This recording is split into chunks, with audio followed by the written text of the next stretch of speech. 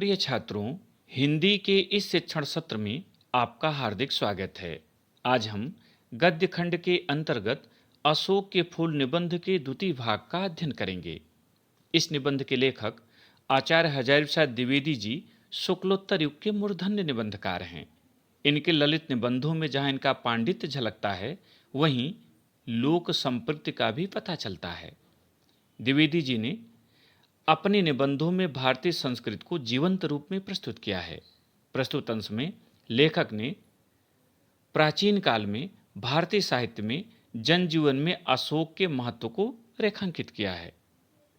इस पैराग्राफ में 3 ऐसे भाग हैं जो परीक्षा में पूछे जाते हैं, इसलिए इसे 3 भागों में ही आपके सामने प्रस्तुत किया जाएगा, जिससे आप सरलता से समझ सकें। तो आज का भाग देखें। भारतीय साहित्य में और इसलिए जीवन में भी इस पुष्प का प्रवेश और निर्गम दोनों ही विचित्र नाटकीय व्यापार है। निर्गम माने बाहर निकलना। लेखक हजारी प्रसाद द्विवेदी जी कहते हैं कि भारतीय साहित्य में अशोक का पर्याप्त वर्णन मिलता है। प्राचीन साहित्य में अशोक का पर्याप्त वर्णन मिलता है। अनेक ग्रंथों में उसके महत्व को प्रतिपादित किया गया है, लिखा गया है, किंतु बाद में उसका वैसा वर्णन नहीं मिलता। जब प्राचीन साहित्य में उसका वर्णन मिलता है तो यह निश्चित है कि तत्कालीन जनजीवन में भी अशोक को महत्वपूर्ण स्थान प्राप्त रहा होगा, परंतु परवर्ती साहित्य में अशोक के वृक्ष का कोई उल्लेख नहीं मिलता। इससे स्पष्ट होता है कि बाद में जनजीवन में भी अशोक का कोई महत्व नहीं रह गया था।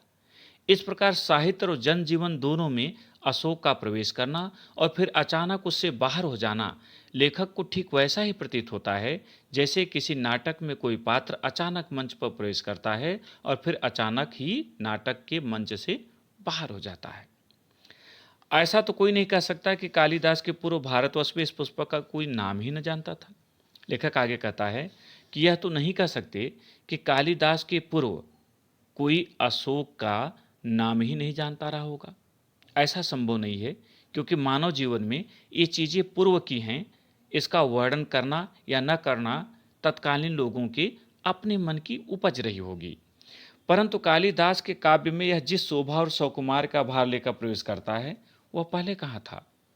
सौकुमार, सुकुमारता। लेखक कहता है, किंतु कालिदास के साहित्य में जिस भव्यता के साथ, सुकुमारता के साथ अशोक का वर्णन मिलता है, वैसा पहले कहीं नहीं मिलता। यह पहले कहाँ था? उस प्रवेश में नववधू के गृह प्रवेश की भांति शोभा है, गरिमा है, पवित्रता है और सुकुमारता है।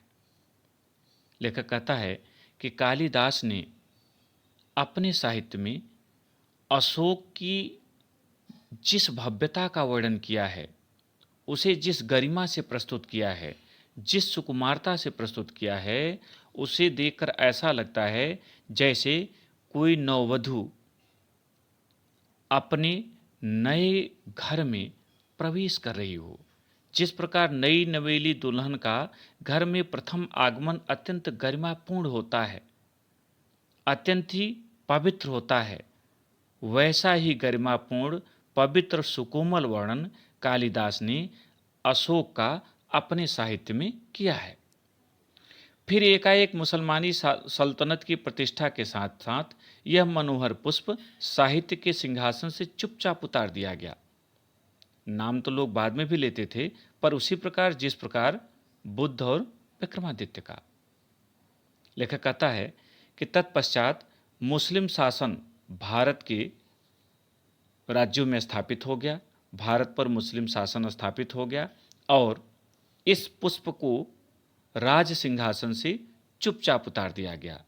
नाम तो लोग बाद में भी लेते थे, लेकिन उसी प्रकार जैसे बुद्ध और विक्रमादित्य का, अर्थात आज भी हम बुद्ध का नाम लेते हैं, विक्रमादित्य का नाम लेते हैं, लेकिन उनके सुझाए हुए मार्ग पर नहीं चलते, उनके दिखाए हुए मार्ग पर नहीं चलते, उनके त्याग और तपस्या के मार्ग पर नहीं चलते। उसी प्रकार अशोक का नाम लिया गया, लेकिन उस सम्मान से नहीं लिया गया। अब इस पर आधारित प्रश्न देखें।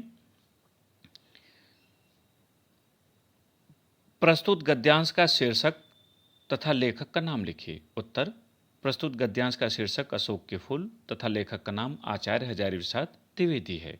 दूसरा, रेखांकित अंश की व्याख्या कीजिए। और यहाँ रेखांकित अंश है, भारतीय साहित्य में और इसलिए जीवन में भी इस पुष्प का प्रवेश और निर्गम दोनों ही विचित्र नाटकीय व्यापार है। इसकी व्याख्या देखें। लेखक अशोक के महत्व पर प्रकाश डालते हुए कहता है कि प्राचीन भारतीय साहित्य में अशोक का वर्णन पर्याप्त मात्रा में मिलता है। तत्कालीन अनेक ग्रंथों में उसके महत्व पर प्रकाश डाला गया है।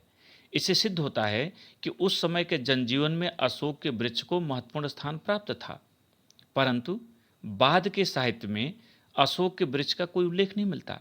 इससे स्पष्ट होता है कि बाद में जनजीवन में भी अशोक का कोई महत्व नहीं रह गया होगा। इस प्रकार साहित्य और जनजीवन दोनों में अशोक का प्रवेश करना और फिर अचानक उससे बाहर हो जाना लेखक को ठीक वैसा ही प्रतीत हो रहा है जैसे किसी नाटक में कोई पात्र अचानक मंच पर प्रवेश करता है और फिर अचानक ही नाटक से बाहर हो जाता है। तीसरा प्रश्न, कालिदास के साहित्य में अशोक का कैसा वर्णन मिलता है? उत्तर, कालिदास के साहित्य में अशोक के फूल का वर्णन नववधू के प्रथम गृह प्रवेश की भांति मोहक और आकर्षक रूप में मिलता है। चौथा प्रश्न, अशोक के फूल को किस कवि ने सम्मान दिया? उत्तर, अशोक के फूल को कवि कालिदास ने सम्मान दिया। पांचवा प्रश्न, गृह प्रवेश में कौन सा समास है? उत्तर, गृह प्रवेश में तत्पुरुष समास है, क्योंकि इसका समास विग्रह होगा गृह में प्रवेश और अधिकरण बनेगा तत्पुरुष का। तो आपको सीधा सीधा उत्तर लिखना है कि गृह प्रवेश में तत्पुरुष समास है। प्रिय छात्रों, मुझे उम्मीद है कि यह भाग आपको समझ में आ गया होगा। इन प्रश्नों के उत्तरों को अपनी उत्तर पुस्तिका में लिखें और अभ्यास करें। बहुत बहुत धन्यवाद।